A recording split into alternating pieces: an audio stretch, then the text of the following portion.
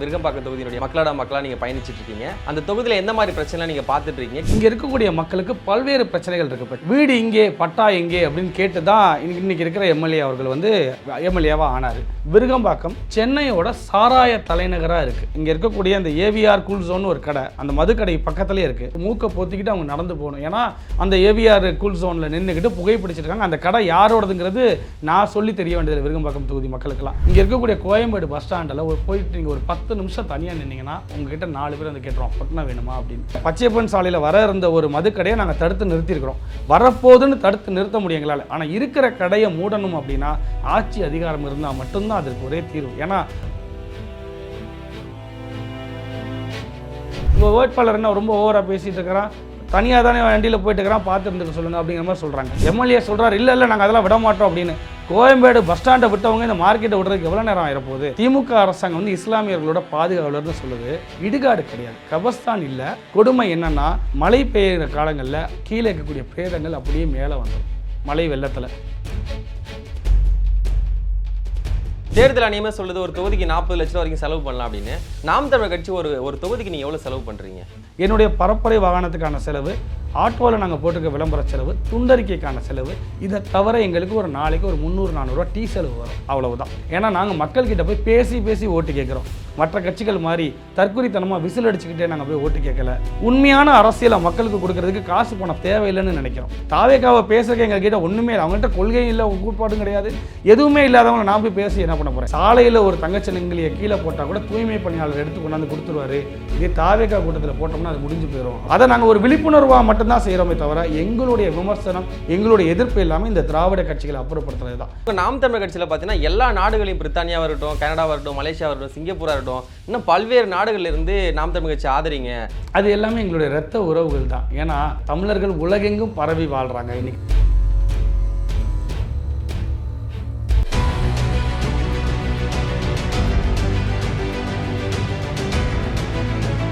உலகெங்கும் வாழக்கூடிய தமிழ் சொந்தங்கள் அனைவருக்கும் வணக்கம். இன்றைய சிறப்பு நேர்காணல் நம்மோடு இணைந்திருப்பவர் விருகம்பாக்கம் தொகுதியினுடைய நாம் தமிழ் கட்சி வேட்பாளர் திரு சந்தோஷ் அவர்கள். வணக்கம் அண்ணா. வணக்கம். எப்படி இருக்கீங்க? நல்லா இருக்கேன் தம்பி, நீங்க எப்படி இருக்கீங்க? நல்லா இருக்கேன். 30 நாட்களுக்கு மேலாக விருகம்பாக்கம் தொகுதியினுடைய மக்களா நீங்க பயணிச்சிட்டு இருக்கீங்க. அந்த தொகுதியில் எந்த மாதிரி பிரச்சனை நீங்க பார்த்துட்டு இருக்கீங்க? கள நிலவரம் எப்படி இருக்கு? உங்களோட வெற்றி வாய்ப்பு எப்படின்னா இருக்கு? சென்ற மாதம் 9ஆம் தேதி பரப்புரையை தொடங்கினேன். இன்னைக்கு 42வது நாள். இந்த 42 நாளில் கிட்டத்தட்ட 35 நாட்கள் நான் நடந்து தான் மக்களை சந்திச்சிருக்கிறேன். வாகனத்தில் இல்லாமல் நடந்தே. வாகனம் இப்போ ஒரு வாரமாக தான் பயன்படுத்துகிறேன். அதுக்கு முன்னாடி வரைக்கும் காலை மாலை இருவேளையும் நடந்து ஒரு வீடாக போய் மக்களை சந்திச்சிருக்கிறேன். இங்கே இருக்கக்கூடிய மக்களுக்கு பல்வேறு பிரச்சனைகள் இருக்குது. இப்போ சென்னையில் ஒரு நகர்ப்புறத்தில் சென்னையோட முக்கியமான இடத்துல இருக்கக்கூடிய இந்த விருகம்பாக்கம் மக்களுக்கு பிரச்சனைகள்னு பார்த்தோம்னா, முதல்ல வீடு இங்கே, பட்டா எங்கே அப்படின்னு கேட்டு தான் இன்னைக்கு இருக்கிற எம்எல்ஏ அவர்கள் எம்எல்ஏவாக ஆனார். ஆனால் இந்த மக்களுக்கு எந்த ஒரு இடத்துலையும் எம்எல்ஏ பட்டா கொடுக்கல. அதாவது பாதிக்கும் மேற்பட்ட மக்களுக்கு இன்னும் பட்டா கொடுக்கல. 5 ஆண்டுகள் அவர் ஒர்க் ஃப்ரம் ஹோமில் இருந்து முடிச்சிட்டார். இப்போ இந்த மக்கள் பட்டா இல்லாமல் மிகுந்த துன்பத்துக்கு உள்ளாயிருக்காங்க. ஏன்னா ஒரு பட்டா இல்லை அப்படின்னா அவங்களால அந்த நிலத்தை ஒரு அடமானம் வச்சு அந்த பணத்தை வாங்கி தன்னுடைய பிள்ளைக்கோ, தம்பிக்கோ, கணவருக்கோ ஒரு தொழில் தொடங்குறதுக்கோ எந்த ஒரு உபயோகமும் இல்லாமல் வாழ்ந்துக்கல. அவ்வளோதான், பட்டா கிடையாது. இது ஒரு பெரிய சிக்கலாக அந்த பகுதியில் இருந்துட்டு இருக்கு. புது வீடு கட்டினா கூட பட்டா இல்லாமல் கட்ட முடியாது இன்னைக்கு. ஆமாம், வீடு எதுவுமே கட்டலை. இருக்கிற வீடுகளுமே ஒரு ரெனோவேஷன் பண்ணுறதுக்கு ஒரு லோன் எடுக்கணும், அதை வச்சு ஒரு மகளுக்கு கல்யாணத்தை கட்டி கொடுக்கலாம். இது மாதிரி எந்த ஒரு தேவையும் நிறைவேற்றிக் கொள்ள முடியாமல் இந்த மக்கள் கஷ்டப்பட்டு இருக்காங்க. 5 வருஷம் கடந்தாச்சு. பட்டா இல்லாத பிரச்சனை மிகப்பெரிய பிரச்சனையாக இருக்குது. அடுத்து பார்த்தோம்னா மழை வெள்ளம். இன்றைக்கி சென்னையில் வெள்ளம் அப்படின்னா நியூஸ் சேனல் அத்தனையும் ஓடுறது ராஜமன்னர் பகுதிக்கு தான். ஏன்னா இங்கே இருக்கக்கூடிய சூழப்பள்ளம், எம்ஜிஆர் நகர், இந்திரா நகர், இந்த பகுதிகளெலாம் வெள்ளம் வந்துச்சுன்னா பெரிய பாதிப்புக்குள்ளாவது. சொல்லப்போனால் ஒரு ஆள் உயரத்துக்கு வெள்ளம் வரும். நான் நின்று பேசுகிறேன், அந்த வீட்டில் மார்க்கு காட்டுறாங்க, ஆனால் இந்த அளவுக்கு தண்ணி வரும் மழை வந்துச்சுன்னா. அப்போ நல்ல வேலை, நல்வாய்ப்பாக அது இந்த நவம்பர் டிசம்பரில் பெருத்த வெள்ளம் வரல. அதற்கு முன்னாடிலாம் மக்கள் பெரிய பாதிப்புக்குள்ளாயிருக்காங்க இந்த மழை வெள்ள பிரச்சனையில். அடுத்து இங்கே இருக்கக்கூடிய சிக்கல்னு பார்த்தோம்னா சாலை வசதிகள்.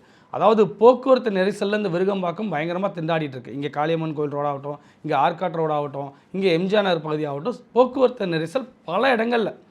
அதை தீர்க்கறதுக்கு எந்த ஒரு அக்கறையும் இந்த அரசு காட்டலை. அது இல்லாமல் சாலைகள் அத்தனையும் மிக மிக மோசமாக இருக்குது. நடந்து போய் வாக்கு சேகரிக்க முடியாது, தடுக்கி விழுவோம். அடுத்த நான் இப்போ ஒரு வாரமாக நான் ஒரு டாடா ஏஸில் வாகனத்தில் பரப்புரைக்கு போகிறேன். நின்று வாகனத்தில் போக முடியாது. அந்த அளவுக்கு மோசமான சாலைகளில் மக்கள் சிக்கி தவிக்கிறாங்க. அடுத்து இருக்கிற முக்கியமான பிரச்சனை, பல பகுதிகளில் மின்சார விளக்குகள் கிடையாது. இதனால் பெண்கள் மிகுந்த பாதிப்புக்குள்ளாகிறாங்க. ஏன்னா இன்றைக்கி இருக்கக்கூடிய குற்றச்சம்பவங்கள் நிறைய நடந்துகிட்ருக்கு. அதுக்கு அடுத்த ஒரு காரணம் நான் சொல்கிறேன். இதில் வந்து பார்த்தோம்னா இருட்டு பகுதிகள் நிறைய இருக்கிறதுனால மக்களுக்கு வந்து ஒரு அச்சுறுத்தல் இருக்குது, பயம் இருக்குது. டியூஷனுக்கு போயிட்டு குழந்தைங்க வரவங்க கஷ்டப்படுறாங்க. ஒரு சிசிடிவி கேமரா வைக்கிறதுங்கிறது ஒரு சாதாரண ஒரு விஷயம். ஒரு மிகுந்த குறைந்த செலவில் வச்சிடலாம். இதுக்கு நிர்பயா ஃபண்டை கூட அவங்க பயன்படுத்திக்கலாம். ஆனால் அது கூட கிடையாது, மின்சார விளக்குகளே கிடையாது. அடுத்து வந்து பார்த்திங்கன்னா மிக பிரச்சனையாக இருக்குது இன்றைக்கி வந்து விருகம்பாக்கம் சென்னையோட சாராய தலைநகராக இருக்குது. ஏன்னா இங்கே மட்டும்தான் 24 மணி நேரம் இயங்கக்கூடிய டாஸ்மாக் கடைகள். இங்கே இருக்கக்கூடிய கோயம்பேடு மார்க்கெட்டில் இருக்கக்கூடிய கடையாகட்டும், கோயம்பேடு பகுதியில். அடுத்து வந்து பார்த்தோம்னா அருணாச்சலம் சாலையில் இருக்கக்கூடிய கடை, எம்ஜிஆர் நகரில் இருக்கக்கூடிய சவுளைப்பள்ளம் பகுதியில் இருக்க கடை, இது எல்லாமே பார்த்திங்கன்னா 24 மணி நேரம் செயல்படுது. ஒரு கிலோமீட்டர் தூரத்தில் 3 கடைகள் இருக்குது. அப்போ அந்த பகுதியை கடந்து போகிற மக்கள் பெருத்த பாதிப்புக்குள்ளாகிறாங்க. எங்ககிட்ட கண்ணீர் வடித்து கேட்குறாங்க தாய்மார்கள்லாம், அந்த இடத்த தாண்டி போக முடியலப்பா, இந்த மதுக்கடையை மட்டும் மூடுறதுக்கு நீ நடவடிக்கை எடுத்தால் போதும்ப்பா. ஏன்னா இப்போ மதுக்கடை இருக்குது, இங்கே இருக்கக்கூடிய அந்த ஏவிஆர் கூல் ஜோன்னு ஒரு கடை, அந்த மதுக்கடை பக்கத்துலேயே இருக்குது. அங்கே நின்று தான் இவங்கெல்லாம் புகைப்பிடிச்சிட்டு இருக்கிறாங்க. அந்த சாலையோட இருபக்கம் இருக்க நடைபாதைங்கிறது நடக்கிறதுக்கு தான். ஆனால் அந்த நடைபாதையில் தான் குடிச்சிட்டு மட்டையாகி விழுந்து கிடக்கிற சூழல் இருக்குது. அப்போ பெண்கள் எங்கே நடந்து போவாங்க? நடைபாதை முழுக்க மது பிரியர்கள் ஆக்கிரமிச்சிருக்கிறாங்க. சாலையில் நடந்து போக வேண்டியதாக இருக்குது. மூக்கை பொத்திக்கிட்டு அவங்க நடந்து போகணும். ஏன்னா அந்த ஏவிஆர் கூல் ஜோனில் நின்றுக்கிட்டு புகைப்பிடிச்சிருக்காங்க. அந்த கடை யாரோடதுங்கிறது நான் சொல்லி தெரிய வேண்டியதில்லை விருகம்பாக்கம் தொகுதி மக்களுக்கெல்லாம். அப்போ இங்கே இருக்கக்கூடிய அரசு மதுபான கடை, அதுக்கு பக்கத்துலேயே இருக்கக்கூடிய இந்த டீ கடை, இப்படி அங்கே ஒரு புகை மண்டலமாக காட்சியளிக்குது. சாராய அப்பு மட்டும் கிடையாது, கஞ்சாவோட விற்பனை தலைநகரும் இந்த சென்னை தான். இங்கே இருக்கக்கூடிய கோயம்பேடு பஸ் ஸ்டாண்டில் போயிட்டு நீங்கள் ஒரு 10 நிமிஷம் தனியாக நின்னீங்கன்னா உங்ககிட்ட 4 பேர் வந்து கேட்டுருவோம் பொட்டனா வேணுமா அப்படின்னு. அப்போது இங்கே கஞ்சாவும் பெருக்கெடுத்து ஓடுது. ஏன் சூளைப்பள்ளம் பகுதிகளில் நான் பரப்புரைக்கு போகிற இடத்துலையே தெருக்குள்ளே நுழையும் போது அந்த வாசனை உள்ளே வருது. உடனே நான் வந்து என் கூட வர மகளிர் அக்காக்கெல்லாம், அக்கா நீங்கள் இந்த முதன்மை சாலையிலே நில்லுங்க, தெருக்குள்ளே வர வேணாம், நான் மட்டும் போயிட்டு வந்துடுறோம், அப்படி போகக்கூடிய சூழல். அப்போ கஞ்சா தலைநகர், இது நானே பாதிக்கப்பட்டிருக்கேன். நான் கூட இப்போ 2 நாள் முன்னாடி தொலைக்காட்சியில் பதிவு பண்ணினேன். பரப்புரை முடிஞ்சு இரவு 10:30 மணி இருக்கும், 10 மணிக்கு முடிச்சிட்டோம். 10:30 மணிக்கு கோயம்பேட்டில் நாங்கள் டீ சாப்பிட்லாம் நிப்பாட்டும் போது ஒரு குடிமகன் மணிக்கு ஒரு மதுப்பிரியர் வந்து எங்களோட பதாகையை கிழிச்சிட்டு அவர் பாட்டுக்கு போகிறார். பிடிச்சோம்னா நிறந்த போதையில் இருக்கிறான், என்ன பண்ண முடியும்? வேற மாற்று கட்சியினர் பரப்புல இருக்கு. மாற்று கட்சின்னு இல்லை, இது மக்களை குடிநோயாளியாக மாற்றி வச்சிருக்க இந்த அரசாங்கம். அதுவும் முக்கியமாக இந்த விருகம்பாக்கம் இந்த டாஸ்மாகோட தலைநகர். 24 மணி நேரம் இந்த அன்பு வைன்ஸ் எல்லாமே 24 மணி நேரம் செயல்பட்டு இருக்கு. எல்லா கட்சிக்காரரும் அங்கே போய் கட்டிங் வாங்கிட்டு இருக்கிறான். எல்லா 10 மணிக்கு மேலே விற்கக்கூடாதுன்னு சொல்லி சட்டமே இருக்குது. ஆனால் நீங்கள் போய் ஒரு புகார் அளிக்கலாம் காவல் நிலையத்தில். எங்கே போய் புகார் அளிக்க? இது யார் நடத்துறா? இந்த மதுக்கடையை யார் நடத்துறா? அது பக்கத்தில் இருக்கக்கூடிய அந்த டீ கடையை யார் நடத்துறா? எம்எல்ஏவே நடத்தினா கூட சட்டவிரோதம் நடத்துறாரு சொல்லி புகார் அளிச்சு நடவடிக்கை எடுப்பாங்க. எவ்வளவோ போராடிட்டாங்க. இப்போ நாம் தமிழர் கட்சி வந்து இங்கே இருக்கக்கூடிய பச்சையப்பன் சாலையில் வர இருந்த ஒரு மதுக்கடையை நாங்கள் தடுத்து நிறுத்தியிருக்கிறோம். வரப்போதுன்னு தடுத்து நிறுத்த முடியும் எங்களால். ஆனால் இருக்கிற கடையை மூடணும் அப்படின்னா ஆட்சி அதிகாரம் இருந்தால் மட்டும்தான் அதற்கு ஒரே தீர்வு. ஏன்னா சாமானிய மக்கள் நாங்கள் அங்கே போய் போராடும்போது எங்களுக்கு உயிருக்கு அச்சுறுத்தல் வருது. இதை நான் பதிவு பண்ணுறதுனால எங்கள் பொறுப்பாளருக்கே அழைச்சி சொல்லியிருக்காங்களே, உங்கள் வேட்பாளர் என்ன ரொம்ப ஓவராக பேசிகிட்டு இருக்கிறான், தனியாக தானே வண்டியில் போயிட்டு இருக்கிறான், பார்த்து இருந்துக்க சொல்லுங்கள் அப்படிங்கிற மாதிரி சொல்கிறாங்க. மிரட்டல் வருது, நிறையா வந்துட்டுருக்கு. இப்போ சமீபமாக ஒரு வாரமாக அதிகமாக வருது. அதுவும் நம்ம சாட்டை துரைமுருகன் அண்ணன் வந்து எம்ஜிஆர் நகர் மார்க்கெட்டில் பேசிட்டு போனதுக்கப்புறம் நிறையா மிரட்டல் வருது. அதுக்கு பயந்தவங்க கிடையாது நாம் தமிழர் தம்பிகள்லாம். இதெல்லாம் இங்கே வந்து சிக்கல்கள் நிறைய இருக்குது. இன்னொரு முக்கியமான பிரச்சனை பார்த்தோம்னா, இந்த மக்களுக்கு மிக மிக முக்கியமான ஒரு வாழ்வாதாரமாக இருந்தது கோயம்பேடு பஸ் ஸ்டாண்டு. அப்போ கோயம்பேடு பஸ் ஸ்டாண்டு இருக்குங்கிறதுனால தான் இங்கே இருக்கக்கூடிய சின்மயா நகரில், சாய் நகரில், விருகம்பாக்கத்தில், சாலி கிராமத்தில் எல்லாம் அதிக வாடகை கொடுத்து மக்கள் குடியேறினாங்க, அதிக விலை கொடுத்து இடங்களை வாங்கினாங்க. ஏன்னா 10 நிமிடத்தில் கோயம்பேடு பஸ் ஸ்டாண்டு போயிடலாம். அப்போ இந்த ஆட்சியாளர் என்ன பண்ணிட்டான், திடீர்னு இந்த கோயம்பேடு பேருந்து நிலையத்தை இங்கேருந்து கிளாம்பாக்கம் கொண்டு போயிட்டான். தென் மாவட்ட மக்கள் அதிகமாக நிறைஞ்சிருக்கக்கூடிய பகுதி இந்த விருகம்பாக்கம். அப்போ இந்த மக்கள் ஊருக்கு போகணுன்னா இங்கேருந்து கிளாம்பாக்கம்ங்கிற ஒரு ஊருக்கு போய் அங்கேருந்து அவங்க ஊருக்கு போக வேண்டிய ஒரு சூழல். அப்போ ஊருக்கு போகிறதே அவங்க ஒரு பெரிய சுமையாக நினச்சிட்டாங்க. முன்னாடிலாம் கோயம்பேடுலேருந்து பஸ் போனால் வழியில் கூட மறைச்சு நம்ம ஏறிக்கலாம். ஆமாம், இப்போ அந்த வசதி இல்லை. இது என்ன கேட்குறேன் அப்படின்னா, தனியார் பேருந்து அத்தனையும் இங்கே கோயம்பேடு ஓம்னி பஸ் ஸ்டாண்டுக்கு வருது. அவ்வளவு நீளம் இருக்கக்கூடிய வால்வோ பேருந்து, மல்டி ஆக்சில் பேருந்தெல்லாம் வந்து இங்கே கோயம்பேடுக்குள்ளே வர முடியும்.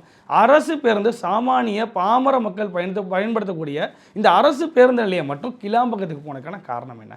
அப்போ அடித்தட்டு மக்கள் மேலே அக்கறை இல்லாத ஆட்சியாளர்கள். இதுக்கு அடுத்த ஒரு முக்கியமான பிரச்சனை இந்த மக்களுக்கு அடுத்து வரப்போகிறது வந்து பார்த்திங்கன்னா, இங்கே இருக்கக்கூடிய கோயம்பேடு மார்க்கெட். இப்போ பஸ் ஸ்டாண்டு போயிடுச்சு. ஆசியாவிலேயே மிகப்பெரிய பேருந்து நிலையம்ங்கிற பேர் வச்சுருந்த இந்த பஸ் ஸ்டாண்டு போயிடுச்சு. அதுக்கு அடுத்து இருக்கக்கூடிய கோயம்பேடு மார்க்கெட்டையும் இங்கேருந்து திருமலைசைக்கு மாற்றுறதுக்கு இந்த அரசாங்கம் எல்லா முயற்சி எடுக்குது. எம்எல்ஏ சொல்கிறார், இல்லை நாங்கள் அதெல்லாம் விட மாட்டோம் அப்படின்னு. கோயம்பேடு பஸ் ஸ்டாண்டை விட்டவங்க இந்த மார்க்கெட்டை விடுறதுக்கு எவ்வளோ நேரம் ஆயிரப்போகுது? இதெல்லாம் அவங்க சரி பண்ணி அங்க என்ன பண்ண போறாங்க? இல்லை, இது எல்லாமே கோயம்பேடு பஸ் ஸ்டாண்டை வந்து லூலு மாலுக்கு கொடுக்க போகிறதா ஒரு பேச்சு அடிபடுது. அடுத்து அதுக்கு பக்கத்தில் இருக்கக்கூடிய இந்த மார்க்கெட் தான். மார்க்கெட்டையும் வெளியில் கொண்டு போயிடணும். இவங்க வெளியில் கொண்டு போகிறது எல்லாமே அவங்களுடைய இடங்கள் பக்கத்தில் வாங்கியிருப்பாங்க. இப்போ உதாரணத்துக்கு பல்வேறு ஊர்களில் தருமபுரி ஆகட்டும், இங்கே திருச்சி ஆகட்டும், ஆளும் கட்சியினர் எங்கெல்லாம் இடங்கள் நிறைய வாங்கி போட்டிருக்காங்களோ அங்கே கொண்டு போயிருது பஸ் ஸ்டாண்டு. நாங்கள் வந்து ஆமாம், தருமபுரியிலலாம் பார்த்தீங்கன்னா அவங்கள வந்து நான் வந்து அரசு பேருந்து நிலையத்துக்கு வந்து நான் இடங்கள் கொடுத்துட்டேன், போகிறதுக்கான பாதையை கொடுத்துட்டேன் அப்படிங்கிறார் ஒருத்தர். அதுக்கு இருபுறமும் இருக்கக்கூடிய நிலங்கள் அத்தனையும் அவரோடது. அப்போ எதுக்காக அவர் கொடுத்துருப்பாரு? இங்கே திருச்சியில் போட்டு லாட்ஜ் இந்த மாதிரி. ஆமாம், இங்கே திருச்சியில் ஏன் இங்கேருந்து பஞ்சப்பூருக்கு கொண்டு போனாங்க? பஞ்சப்பூர் பேருந்து நிலையம் கிடையாது, அது வந்து கலைஞர் கருணாநிதி ஒருங்கிணைந்த பேருந்து முனையம். அப்போ அங்கே இருக்கக்கூடிய இடங்கள் எல்லாம் பல ஆண்டுகளாகவே இவங்களால் திட்டமிட்டு வாங்கி இப்படி தான் குடியேற்றிருக்காங்க. அப்படி தான் இங்கே இருக்கக்கூடிய மக்களோட முக்கியமான வாழ்வாதார பிரச்சனை இந்த மார்க்கெட்டு போகுது. அடுத்ததாக இந்த திமுக அரசாங்கம் வந்து இஸ்லாமியர்களோட பாதுகாவலர்னு சொல்லுது. இவங்க என்ன பண்ணியிருக்காங்கன்னா, இங்கே இருக்கக்கூடிய அழகிரி திரு, விஜயராகவபுரம் இந்த பகுதி மக்களுக்கு இடுகாடு கிடையாது, கபஸ்தான் இல்லை. அதனால் இவங்க என்ன பண்ணுறாங்கன்னா, சாலி கிராமத்தில் இருக்கக்கூடிய ஒரு சின்ன இடம், அந்த இடத்துக்கு தான் பிரேதங்களில் ஒரு பெரிய காரியம் நடந்தால் எடுத்துகிட்டு போகிறாங்க. அந்த இடம் எப்படின்னு பார்த்தீங்கன்னா, ஒரு சிறு மலைக்கே வந்து சேரும் சகதியமாக மாறிடும். கொடுமை என்னென்னா, மழை பெய்கிற காலங்களில் கீழே இருக்கக்கூடிய பிரேதங்கள் அப்படியே மேலே வந்துடும் மழை வெள்ளத்தில். அப்போ அந்த நேரத்தில் ஏற்படக்கூடிய இந்த இழப்புகளை அவங்க என்ன பண்ணுறாங்கன்னா, வக்கல் போரை வச்சு மூடி அழுத்தி அந்த உடலை அதற்கு மேலே உடலை வச்சு மூடுறாங்க. அப்போ இங்கே இருக்கக்கூடிய இஸ்லாமிய மக்கள், குறிப்பாக இந்த அழகிரி திரு, விஜயராகபுரம் மக்கள் என்ன எம்எல்ஏட்ட போய் கேட்கும்போது அவர் என்ன சொல்கிறாரு, இங்கே இடமே இல்லை, நீங்கள் வந்து எங்களுக்கு இடத்த காட்டுங்க, நான் வேணால் ஏற்பாடு பண்ணித்தரேன். இது மக்களுடைய பணியா இல்லை எம்எல்ஏவோட பணியா? மக்களுக்கு ஒரு பிரச்சனை, பாதிப்பு, அவங்களுக்கு ஒரு தேவை அப்படின்னா இவர் முன்னாடி நின்று செஞ்சுருக்கணும். அந்த இஸ்லாமிய உறவுகள் 5 ஆண்டாக கஷ்டப்பட்டு இருக்கிறாங்க. இதற்கு முன்னாடி இந்த பிரச்சனை இருந்தது. அதுக்கு முன்னாடி அதான் நான் சொல்கிறேன், இந்த பகுதி மக்கள் யாருக்குமே 2வது முறை வாய்ப்பு கொடுக்கல. இந்த முறையும் திமுகவுக்கு வாய்ப்பு கிடையாது. ஏன்னா இந்த மக்கள் வெகுவாக பாதிக்கப்படுறாங்க. அவங்களுக்கு போர்க்கால அடிப்படையில் உடனடியாக ஒரு இடத்த ஒதுக்கி அவங்களுக்கான அந்த கபஸ்தான் இடத்த ஏற்படுத்தி கொடுக்கணும். அதையும் இந்த அரசு செய்ய தவறி இருக்கு. இதையெல்லாம் நான் மக்கள்கிட்ட எடுத்து வச்சுருக்கிறேன். மக்கள் இதை உணர்ந்துருக்கிறாங்க. நிறைய இடங்கள்லாம் பார்க்குறோம், நாம் தமிழர் கட்சியினுடைய வேட்பாளர்களுக்கு பொதுமக்கள்லாம் நிறைய காசு கொடுக்குறாங்க, வச்சுக்கோங்க அப்படின்னு சொல்லி. ஒரு சிலர் என்ன சொல்கிறாங்கன்னா, இவங்களுடைய கட்சி பிரதிநிதிகளே கொடுக்குறாங்க அப்படின்ற மாதிரி சொல்கிறாங்க. ஆனால் பார்க்குறவருக்கு பொதுமக்கள் தான் கொடுக்குறாங்க அப்படின்ற மாதிரி தெரியுது. உண்மையிலேயே பொதுமக்கள் தான் கொடுக்குறாங்களா? தினசரி அதாவது வாக்கு கேட்க போகிற இடத்துல பரிசு பொருள் கொடுத்து வாக்கு கேட்பாங்க, பணம் கொடுத்து வாக்கு கேட்பாங்க. நான் உளப்பூர்வமாக சொல்கிறேன், தலைவர் மீது ஆணையிட்ட சொல்கிறேன், நான் போகிற இடங்கள்லாம் பொதுமக்கள், குழந்தைகள், நான் ஓட்டு கேட்க போனோன்னே தம்பி ஒரு நிமிஷம் இருங்கப்பா அப்படின்னு ஓடி போய் குழந்தைய, தன்னுடைய 2 குழந்தையும் கூட்டிகிட்டு வந்து அந்த குழந்தை கையால் ஒரு 1000 ரூபா பணத்தை கொடுத்து செலவுக்கு வச்சுக்கோங்கண்ணே, கட்டாயம் நம்ம ஜெயிப்போனே, சீமான் அண்ணன் உடம்பை பார்த்துக்க சொல்லுங்கண்ணே, அவர் ரொம்ப தன்னை வருத்திக்கிறாரு, அவர்கிட்ட சொல்லுங்கண்ணே அப்படின்னு மக்கள் சொல்கிறாங்க. அதே மாதிரி பரிசு பொருள், அதாவது மற்ற கட்சிகளுக்கு என்ன மாதிரி பரிசு பொருள் கொடுக்கணும்னு இங்கே இருக்கக்கூடிய மக்கள், எனக்கு என்ன வருதுன்னா, ஒரு பேனா, விலை உயர்ந்த பேனா, 500 ரூபாய் மதிக்கத்தக்க பேனா, டைரி கொடுக்குறாங்க, நாட்காட்டி கொடுக்குறாங்க. இப்படி பரிசு பொருட்கள் தினசரி நான் பரப்புரை முடிஞ்சு போகும்போது பரிசு பொருளும் ரூபாவையும் எடுத்துகிட்டு போயிட்டு இருக்கிறேன். அப்போ மக்கள் தன்னார்வமாக வந்து நம்ம பேச வேண்டிய இந்த தம்பி பேசுது, நம்மளுடைய மனசில் இருக்கக்கூடிய வழியெல்லாம் இந்த நாம் தமிழர் கட்சி பிள்ளைகள் பேசுகிறாங்க, அவங்க வரணும், அவங்க வந்து கஷ்டப்பட்டு தேர்தலில் நிற்கிறாங்க, ஏதோ இந்த ஒரு சிறு தொகை அவங்களுக்கு ஒரு வழிச்செலவுக்கு உதவும், அப்படி மக்கள் வந்து கொடுக்குற பணம் தான் அது எல்லாமே. தேர்தல் ஆணையமே சொல்லுது ஒரு தொகுதிக்கு 40 லட்ச ரூபா வரைக்கும் செலவு பண்ணலாம் அப்படின்னு. ஆனால் நிறைய கட்சிகள்லாம் பணம் அதிகமாக இருக்க கட்சிகள்லாம் 20 கோடி, 30 கோடி, 50 கோடி வரைக்கும் செலவு பண்ணுறாங்க. நாம் தமிழர் கட்சி ஒரு தொகுதிக்கு நீங்கள் எவ்வளோ செலவு பண்ணுறீங்க? இது வரைக்கும் நான் இப்போ வாரம் தேர்தல் கணக்கு நான் கொடுத்துட்ருக்கிறேன். நான் தான் ஒரு வேட்பாளரே அங்கே போய் உட்காந்து நான் தான் தேர்தல் கணக்கு கொடுத்துட்ருக்கேன். அந்த இடத்துல யாருமே வேட்பாளர் இருக்க மாட்டாங்க. நான் இன்றைய தினம் காலையில் நான் போய் கொடுத்துட்டு வந்திருக்கிறேன்.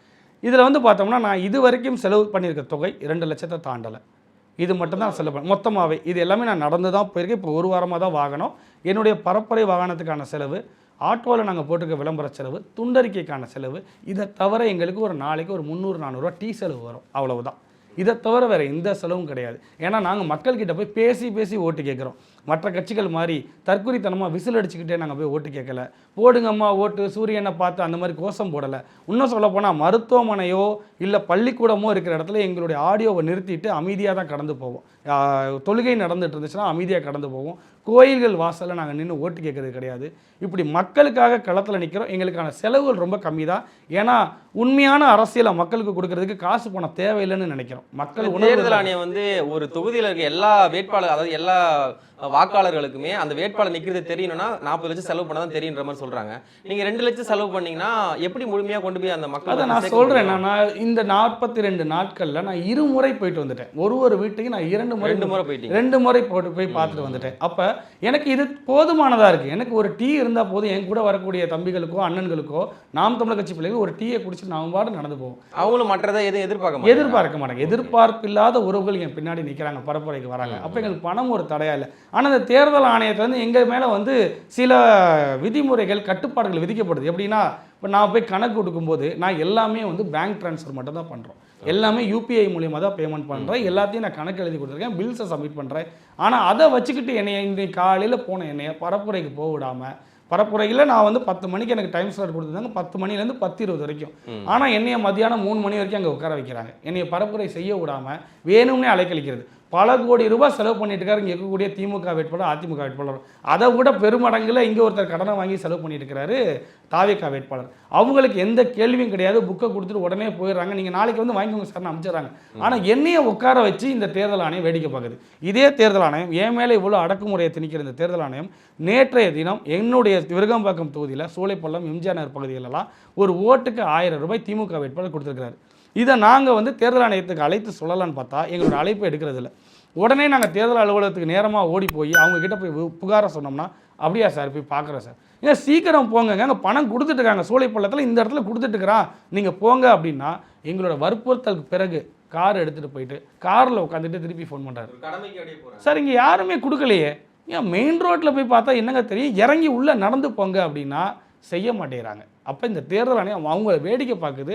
மிகுந்த வலி நிறைந்த இரவாக தான் நேற்றைய தினம் கடந்து போச்சு. இப்போ திமுக அரசுனா சரி, அவங்களுடைய வேட்பாளர்கள் அவங்களுடைய ஆளும் கட்சியாக இருக்காங்க, அவங்க செய்யலாம்னு நம்ம எதிர்பார்க்க முடியும். ஆனால் தேர்தல் ஆணையம் எதுக்காக அவங்களுக்கு சப்போர்ட் பண்ணுறாங்க? அதுதான் எங்களுக்கு புரியல. தேர்தல் ஆணையத்தில் இருக்கக்கூடிய அதிகாரிகள் இந்த திமுகவுக்கு துணை போகிறாங்க, விலை போயிடுறாங்க. இங்கே இருக்கக்கூடிய தேர்தல் அதிகாரிகள் எல்லாருமே விலை போயிட்டாங்க.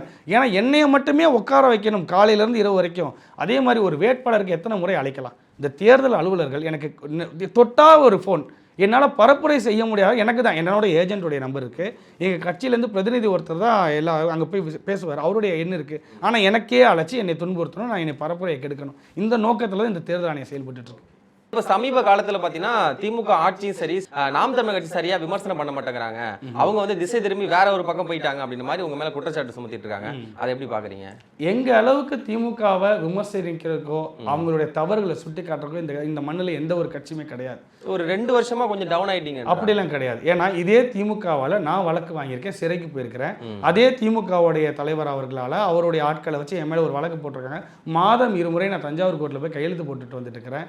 இப்படி அடக்குமுறையை திணிச்சிருக்கிற இந்த திமுக அரசாங்கம் 1,70,000 மக்களை கொன்று குவிக்கிறதுக்கு துணை போன இந்த திமுக அரசாங்கத்தை எப்படி நாங்கள் விட்டுருவோம்? ஒரு சம்பவத்திலையும் அவங்க செய்யக்கூடிய தவறுகளை சுட்டி காட்டுறோம், மக்கள்கிட்ட பேசுகிறோம். இன்னைக்கு நான் பரப்புரைக்கு போகிற இடத்துல நான் மக்கள்கிட்ட இந்த திமுக எம்எல்ஏ செய்யக்கூடிய தவறுகளாக சுட்டி காட்டி ஓட்டு கேட்டுட்டு இருக்கிறேன். தாவேகாவை பேசுறதுக்கு எங்ககிட்ட ஒன்றுமே இல்லை, அவங்ககிட்ட கொள்கை இல்லை, கூட்பாடும் கிடையாது, எதுவுமே இல்லாதவங்க நான் போய் பேசி என்ன பண்ண போகிறேன்? மக்களுக்கு விழிப்புணர்வை கொடுக்குறோம். மக்களே நீங்கள் பாருங்க, கொள்கை உள்ள கட்சி எது, கொள்கை இல்லாத கட்சி எது, நான் உங்களை வந்து சந்திச்சு பேசுகிறேன், உங்களோட வழியை பேசுகிறேன், அதற்கான தீர்வை முன் வைக்கிறேன். ஆனால் இங்கே வரக்கூடிய இந்த தாவே கட்சி விசில மட்டுமே அடிச்சுட்டு ஓடி வராங்க. பெண்கள் அதாவது போதை பொருள் பழக்கத்துக்கு துணை போயிட்டு இருக்கிறாங்க. ஏன்னா இன்னைக்கு நேற்று கூட ஒரு பொதுமக்கள் ஒருத்தர் சொன்னார், சாலையில் ஒரு தங்கச்சனங்களியை கீழே போட்டால் கூட தூய்மை பணியாளர் எடுத்து கொண்டாந்து கொடுத்துருவாரு, இதே தாவேகா கூட்டத்தில் போட்டோம்னா அது முடிஞ்சு போயிடும் அப்படிங்கிறார். அப்படி மக்களே தெரிஞ்சுக்கிட்டாங்க. அப்படிப்பட்ட கட்சியை நாங்கள் பேச வேண்டிய அவசியம் இல்லை. அதை நாங்கள் ஒரு விழிப்புணர்வாக மட்டும்தான் செய்கிறோமே தவிர எங்களுடைய விமர்சனம், எங்களுடைய எதிர்ப்பு எல்லாமே இந்த திராவிட கட்சிகளை அப்புறப்படுத்துறது தான். அதில் தான் எங்களுடைய நோக்கம் எல்லாமே இருக்கு. ஆனால் தாவேகா நீங்கள் விமர்சனம் பண்ணுறது மக்கள் மத்தியில் உங்களுக்கான செல்வாக்கை வந்து குறைக்குது அப்படின்ற மாதிரி ஒரு சில பத்திரிகையாளர் கூட பேசிட்டு இருக்காங்க. அப்படி கிடையாது. நான் போன இடங்களில் பெண்கள் அத்தனை பேருமே நான் சொல்லி முடிச்சோடனே சிரிச்சிடறாங்க. அக்கா கொள்கை உள்ள கட்சி எது, கொள்கை இல்லாத கட்சி எது நீங்கள் புரிஞ்சுக்கோங்க அப்படின்னு சிரிச்சுட்டு, தெரியும் தம்பி வாக்கெல்லாம் உங்களுக்கு தான் தம்பி, அந்த கூட்டம்லாம் அப்போ நேற்று தான் வந்துட்டு போணுச்சு விசில் அடிச்சுட்டு. அப்படி மக்கள் வந்து விழிப்புணர்வாக இருக்கிறாங்க. அந்த மாதிரி மக்கள் யாருமே நினைக்கல. மக்களுக்கு தெரியுது யார்கிட்ட கொள்கை. அதாவது எங்களுடைய செயற்பாட்டு வரைவை நேற்றைய தினம் நான் ஒரு குடியிருப்பு பகுதிக்கு பேசுகிறதுக்கு போயிருந்தேன். அங்கே ஒரு 200 குடும்பங்கள் இருக்கிறாங்க. அவங்க கிட்ட பேசும்போது அங்கே இருக்கக்கூடிய மக்கள், குறிப்பாக பெண்கள், எங்களுடைய செயற்பாட்டு வரைவை அவ்வளவு பெருமையாக எடுத்து ஒருவர்னா குறிப்பெடுத்து பேசுகிறாங்க. நான் கூட மறந்துருப்பேன், அவங்க எடுத்து சொல்கிறாங்க இந்த விஷயத்துக்கு அண்ணன் இந்த தீர்வை வச்சிருக்கிறாரு. அப்படி மக்கள் வந்து எங்கள் பக்கம் நிற்கிறாங்க. யாருக்கிட்ட கொள்கை இருக்குது, யார் கருத்தியலாக பேசுகிறாங்க அவங்களுக்கு தெரிஞ்சிருக்கு. அதனால் அந்த மாதிரி எந்த ஒரு எண்ணமும் மக்கள்கிட்ட இல்லை. இப்ப இருக்க அந்த 4 முனை போட்டியில 4 தலைவர்கள் ஒப்பிடும்போது பாத்தீங்கன்னா அதிகமா பிரச்சாரம் பண்ணது திரு சீமான் அவர்கள் தான். அடுத்தபடி எடப்பாடி அவர்கள், ஸ்டாலின் அவர்கள், அடுத்து விஜய்லாம் அப்படிதான் இருப்பாங்க. ஆனா இவ்வளவு தூரம் பிரச்சாரம் பண்றாரு சீமான் அவர்கள், வெயில் மழை எதையுமே பொருட்படுத்தியாம பிரச்சாரம் பண்றாங்க. அவருக்கான முழுமையான அங்கீகாரம் அந்த மக்கள் கொடுத்துருக்காங்க நீங்க பாக்குறீங்களா? இல்லை கொடுத்துருக்காங்களே, அதனால தானே 1% நாங்கள் இன்றைக்கி வந்து 8.2% முன்னேறி இருக்கிறோம். 36 லட்சம் வாக்குகளை வாங்கியிருக்கிறோம். மக்களுக்கு தெரியுது இந்த மனுஷன் வந்து உசுரை கொடுத்து பேசுகிறாரு, நமக்காக பேசுகிறாரு, கொள்கையோடு பேசுகிறாரு, தன்னை வருத்திக்கிட்டு பேசுகிறாரு, தனிச்சு நிற்கிறாரு. இன்றைக்கி 2% 3% வச்சுருக்க கட்சியெல்லாம் மாற்று கட்சியில் போயிட்டு கூட்டணிகளில் பேரம் போய் 500 கோடிங்கிறான், 1000 கோடிங்கிறான், எம்பி சீட்டுங்கிறான், மாநிலங்களவை சீட்டுங்கிறான். அந்த மாதிரி எந்ததுக்கும் விலை போகாமல் மக்களுடன் மட்டுமே கூட்டணி வச்சு தனிச்சு நிற்கிறார் அண்ணன் சீமான். நான் போகிற இடத்துல அவருடைய உடல்நிலையில் அக்கறை செலுத்தி பேசுகிறாங்க மக்கள் அத்தனை பேருமே.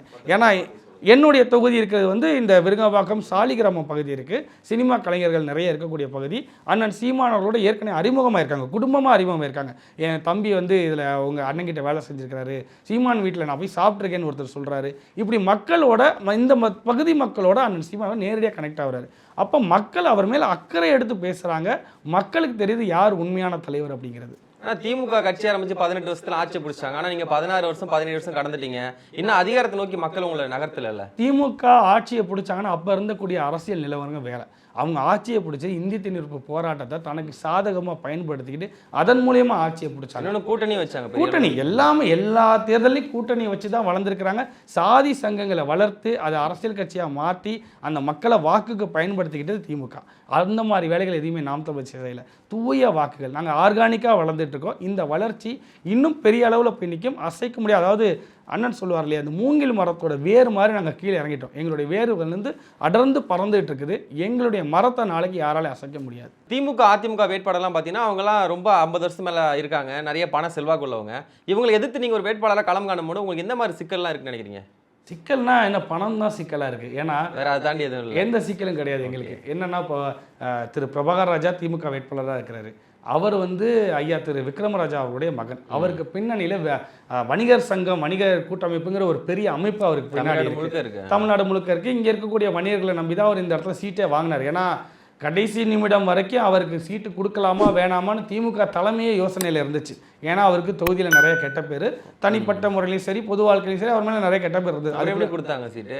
அதுதான் சொல்ல வரேன். ஏன்னா வணிகர் சங்கம்னு ஒன்று இருக்குது அவருக்கு பின்னாடி, அதை கொடுத்தாதான் தமிழ்நாடு முழுக்க நமக்கு வாக்கு கிடைக்கும் அப்படிங்கிறனால எதிர்ப்பு இருந்த போதும் வேறு வழி இல்லாமல், ஏன்னா கடைசி நிமிடம் வரைக்கும் இந்த தொகுதியை தேமுதிக கொடுத்துடலாமா, கூட்டணி கட்சியிட்ட தள்ளி விட்டுலாமான்னு அவங்க யோசிச்சாங்க.